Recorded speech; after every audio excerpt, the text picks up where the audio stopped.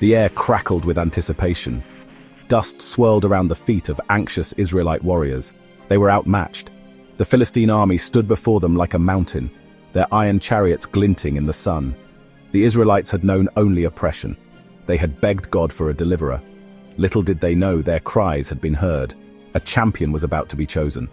What they didn't know was that this champion, chosen by God, would eventually become their greatest enemy. The Israelites were God's chosen people. He had promised them freedom and prosperity, but their faith had wavered. They had forgotten the covenant. Now, facing annihilation, they would learn that even a king appointed by God is still a man, susceptible to the same weaknesses and temptations that plague us all. The story of Saul, the first king of Israel, is a story of faith and failure, of obedience and its devastating consequences. In the rolling hills of Benjamin, a young man named Saul was chosen by God to lead his people. Saul was tall and handsome, a head taller than any man in Israel. The prophet Samuel, guided by God, anointed Saul in secret, marking him for greatness. Saul was a reluctant king at first, humble and unsure of his abilities, but the Spirit of God came upon him, transforming him into a fearless warrior. Saul's early reign was marked by victory. He united the tribes of Israel and led them to crush their enemies. The Philistines, who had long oppressed Israel, were driven back. Saul's name became a legend, whispered with reverence and awe. His courage and strength seemed limitless, and for a time it seemed that God's promise would be fulfilled.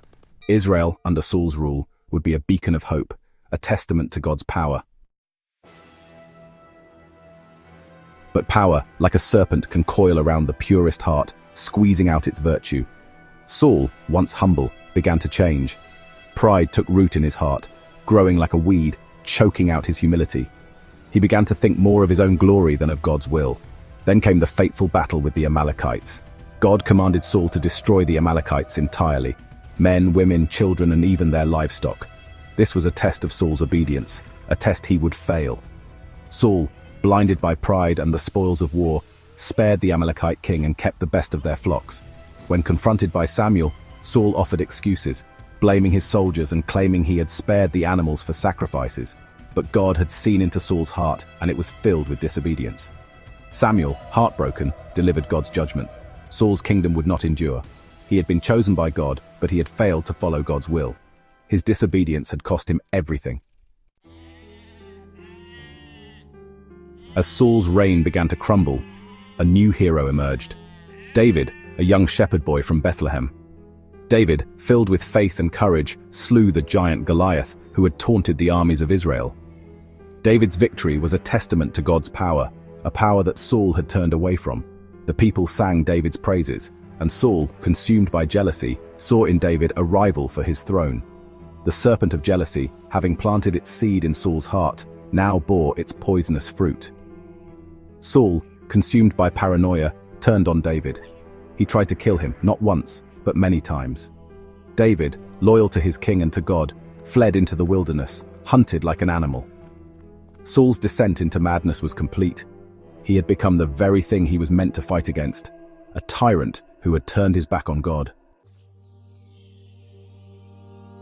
In desperation, Saul sought guidance from a witch, a forbidden act. The witch summoned the spirit of Samuel, who confirmed Saul's fate. The next day, on the battlefield of Mount Gilboa, Saul's armies were routed by the Philistines. His sons lay dead at his feet. Wounded and defeated, Saul took his own life, his reign ending in despair. Saul's story is a tragic one, a reminder that even those chosen by God can fall from grace. It is a story about the corrupting nature of power, the importance of humility, and the devastating consequences of disobedience. It is a story that echoes throughout history, a warning to all who would wield power without remembering the source of their strength. For in the end, it is not by our might but by our faith and obedience to God that we truly find victory. Thank you for watching. There is a merch link and a PayPal link if you want to support my work. May the Creator bless you always.